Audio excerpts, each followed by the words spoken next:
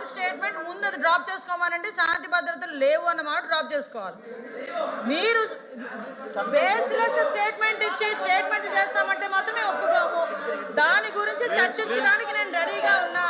శాంతి భద్రతల గురించి కానీ, క్రైమ్ గురించి కానీ, వాళ్ళ మీద ఎలిగేషన్స్ గురించి కానీ, దేని గురించి చర్చించడానికైనా as a home minister I'm ready. మీరు ఎప్పుడు పెట్టుకుంటారంటే పెట్టుకోండి, నేను రెడీగా ఉన్నా. దానికి అన్నిటికీ కూడా సమాధానం చెప్తా విత్ ఉదాహరణలు.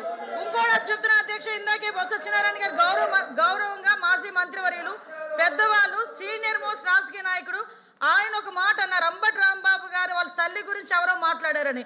ఆధారాలు ఇవ్వమనండి, ఇమ్మీడియట్ గా యాక్షన్ తీసుకోకపోతే అప్పుడు అడగమనండి. ఇమ్మనండి ఆధారాలు, ఇమ్మనండి ఆధారాలు, నేను ఇస్తా.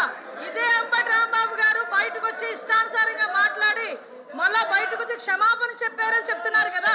క్షమాపణ చెప్పే ఉద్దేశం అయితే విత్ ఇన్ పావు గంటలో వాళ్ళ ఇంట్లోంచి బయటకు వచ్చి మాట్లాడుతూ నా కుక్కను కూడా టచ్ చేయలేరు, ఏ పోలీసు వస్తారు రమ్మని చెప్పినప్పుడు ఆ మాట్లాడు గురించి మాట్లాడినట్టు అంటే ఇలాంటి మాట్లాడి రచ్చగొట్టేటట్టుగా మాట్లాడి నిన్న జైలు దగ్గరికి వెళ్ళి ఇట్ట పాడతాడు. ఆయన మాజీ మంత్రి అండి, ఏం మాట్లాడుతున్నారండి, ఏ సైకిల్ చేస్తున్నారండి, సమాజానికి ఎటువంటి మెసేజ్ ఇస్తున్నారండి? అలాంటి వ్యక్తి గురించి ఇలాంటి సభలో, పెద్దల సభలో ఇంత చర్చ అవసరమా అసలు? ఇంత అలాంటి వ్యక్తి గురించి అలాంటి అనకూడదు కానీ తల్లిని చెల్లిని కూడా మాట్లాడే వాళ్ళ గురించి ఈ రోజు ఈ సభలో, ఈ పెద్దల సభలో ఇంత చర్చ అవసరమా? అతని గురించి వెనకేసుకు రావడం అవసరమా? అసలు మీకేమైనా అసలు సెన్స్ ఉందా అని అడుగుతున్నాను నేను. ఈ రోజు కనీసం ఆలోచన చేసుకోవాలి కదా. ఎలా పడితే అలా మాట్లాడడానికి, ఏది పడితే మాట్లాడడానికి ఇది దేవాలయం లాంటి కౌన్సిల్, పెద్దల సభ ఇది. చంద్రబాబు నాయుడు గారు మీ మీద ఒక చిన్న దాడి జరిగితే రాష్ట్ర హింస, రాజ్య హింస అని గోల పెట్టి మీ మీడియా అంతా గోల పెట్టారే, మరి మీరు వచ్చి చేసిన పని ఏంటి సార్?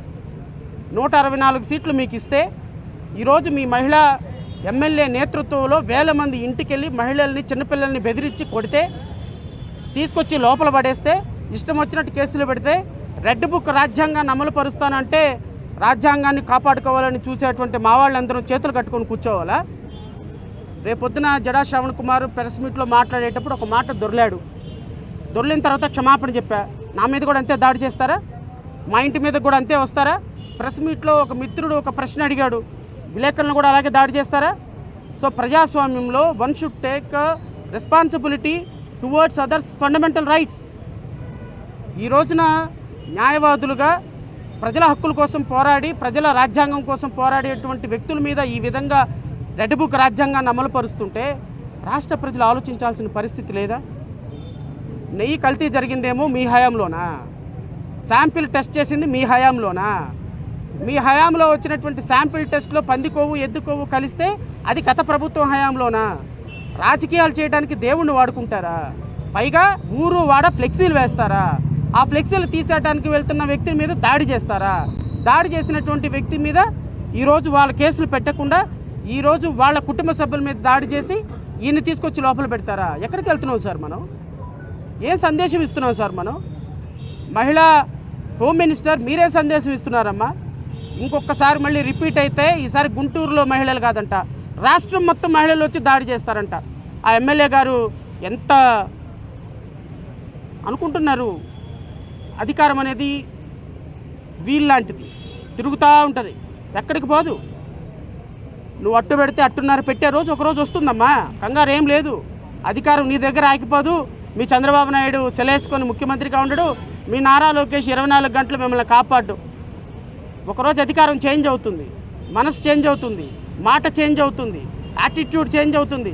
కంప్లీట్గా మీలో ప్రజాస్వామ్యం వచ్చేంత వరకు, రెడ్ బుక్ తోలు ఊడిపోయి బ్లూ బుక్ వచ్చేంత వరకు మీ తోలు విలిచి రోడ్డు మీద కూర్చోబెట్టే రోజు ఒకరోజు వస్తుంది, ఖచ్చితంగా వస్తుంది. అందులో డౌటే లేదు. ఎందుకంటే తప్పుగా స్కూల్కి వెళ్ళను నానా నేను మారాన్ చేసేవాడికి 4 దెబ్బలు కొట్టి కూర్చోబెట్టినట్టుగా రెడ్ బుక్ రాజ్యాంగం పట్టుకునేవాడికి ఆ రెడ్ బుక్ తాట తీసి బ్లూ బుక్ తాట వేసే రోజు ఒకరోజు వస్తుంది. ఆ వచ్చే రోజు కోసం మాలాంటి వాళ్ళందరం కూడా పనిచేస్తాం. సో అల్టిమేట్గా నేను చెప్పేది, ఒక పార్టీగా వైఎస్ఆర్సీపీ లాంటి ఒక పార్టీలో ఉన్నటువంటి వ్యక్తికే ఇలాంటి పరిస్థితి వస్తే రేపు మాలాంటి చిన్న పార్టీలకు మాట్లాడేటప్పుడు మాలాంటి చిన్న పార్టీలకి భరోసా ఉండదు. కాబట్టి ఖచ్చితంగా ప్రజాస్వామ్య దేశంలో ప్రతిపక్షాలన్నీ ఒకరికొకరు కలిసి పనిచేయాలి. ప్రజాస్వామ్యంలో ప్రతిపక్షాలన్నీ కలిసి పాలకపక్షం మీద పోరాటం చేయాలి. It is called democracy. So ఈ డెమోక్రసీని గౌరవించి జేబీఎంరావు భారత్ పార్టీ అధ్యక్షుడిగా మా పార్టీ క్యాడర్ అంతా కూడా ఖచ్చితంగా అంబటి రాంబాబు గారికి బాసటగా నిలుస్తాం, వాళ్ళ కుటుంబానికి బాసటగా నిలుస్తాం. తప్పు చేయని వ్యక్తిని జైల్లో వేసే సిస్టమ్ని ఎవరు చేసినా ఖచ్చితంగా ఆ వ్యక్తుల ప్రాథమిక హక్కుల కోసం నిలబడతాం. అంబటి రాంబాబు గారు విడుదలయ్యేంత వరకు పోరాడతాం. ఖచ్చితంగా వారి కుటుంబానికి బాసటగా ఉంటాం. రాష్ట్రంలో ఇలాంటి సమస్యల మీద ఎలుగెత్తి పోరాటం చేయటంలో మా సహకారం ఎప్పటికీ ఉంటుందని నేను మీ అందరికీ తెలియజేస్తూ, మరి ఈరోజు ఇక్కడికి వచ్చేసి మరి అంబటి రాంబాబు గారికి వారికి భరోసాగా నిలబడినటువంటి ప్రతి ఒక్కరికి కూడా నేను కృతజ్ఞతలు తెలియజేసుకుంటూ, నాకు అవకాశం ఇచ్చినటువంటి మీడియా సోదరులకి, మిత్రులకి అందరికీ కూడా మరొకసారి జై హింద్. Thank you so much. Sir, గడగడలాడించటాలు, తర్వాత రోడ్ల మీదకి తీసుకెళ్ళి కొట్టటాలు అది పెద్ద శౌరత్వం, వీరత్వం కాదు సార్. మహిళా ఎమ్మెల్యే ఎవరైనా అలాంటి కత్తులు కటార్లు తీసుకొని ఒక మహిళ ఇంటి మీదకి వెళ్ళినప్పుడు, ఎందుకు అంటే అక్కడ మాట్లాడింది రాంబాబు గారు. ఒకవేళ రాంబాబు గారు విషయంలో ఏదైనా చేయాలి అంటే చట్ట ప్రకారం కేసు తీసుకొని కేసు పెట్టండి, అరెస్ట్ చేయండి. దానికి ఎవరు ప్రాబ్లం ఫీల్ అవ్వరు, దానికి ఎవరు తప్పు పట్టరు. ఒక మహిళా ఎమ్మెల్యే నేను వెళ్ళి కొడతాను, తిడతాను, నరికేస్తాను, పొడి చేస్తానంటే ఆ మహిళా ఎమ్మెల్యేలని ఆహా ఓహో అని తెలుగుదేశం మీడియా హైప్ తీసుకొస్తుంది అంటే మీరు ఇక్కడే అర్థమైపోతుంది.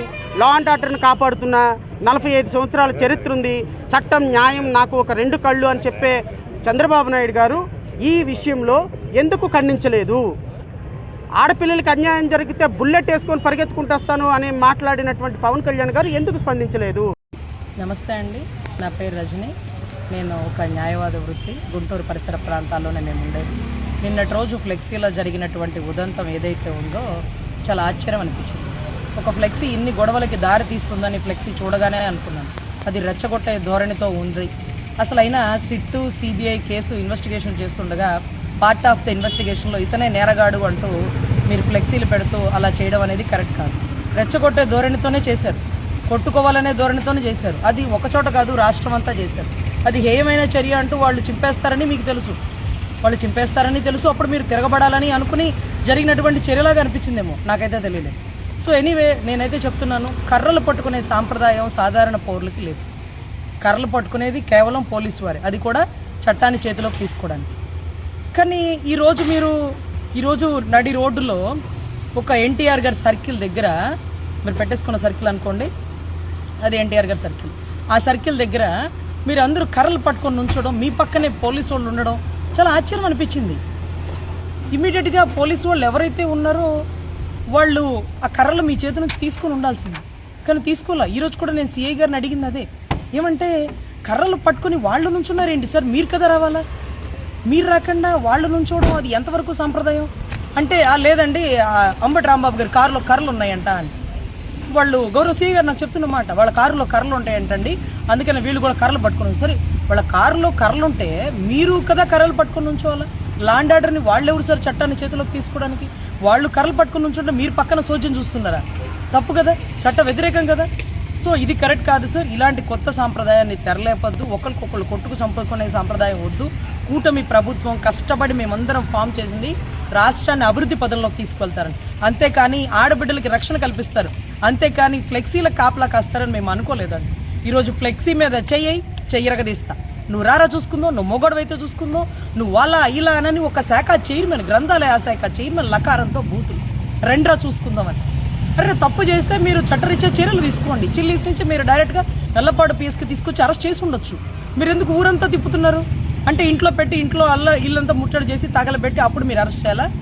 అంటే అదేదో చెప్తాడు చూడండి కిక్ సినిమాలో, ఊరికే పెళ్లి చేసుకుంటే కిక్ ఏముంది, చేసింగ్లు పికప్పింగ్లు ఉండాలని. సో అదే జరుగుతుందండి. ఎనీవే, కొత్త సాంప్రదాయానికి తెరలేపద్దు, కర్రలు పట్టుకునే వారి మీద చట్టరీత్యా చర్యలు తీసుకోవాలి. ఈ ఆస్తి నష్టాన్ని కలుగు చేసిన ప్రతి ఒక్కరి మీద చట్టరీత్యా చర్యలు తీసుకోవాలని కోరుతూ గౌరవ సీఏ గారికి అర్థిస్తుంది. ఆయన చెప్పారు ఫ్లెక్సీలు పెట్టడం తీయడం మాది కాదండి, అది మున్సిపాలిటీ వాళ్ళు, వాళ్ళని అడగండి అన్నారు. అఫ్కోర్స్ వాళ్ళని కూడా అడుగుతాం. మీరు మాత్రం మీ పక్కనే ఉండి కర్రలు పట్టుకున్న వాళ్ళని మాత్రం ఉపేక్షించద్దు. అలా వాళ్ళని ఉపేక్షిస్తే రేపు సాధారణ పౌరులు కూడా రోడ్డు మీద కర్రలు పట్టుకొని తిరిగేస్తారు.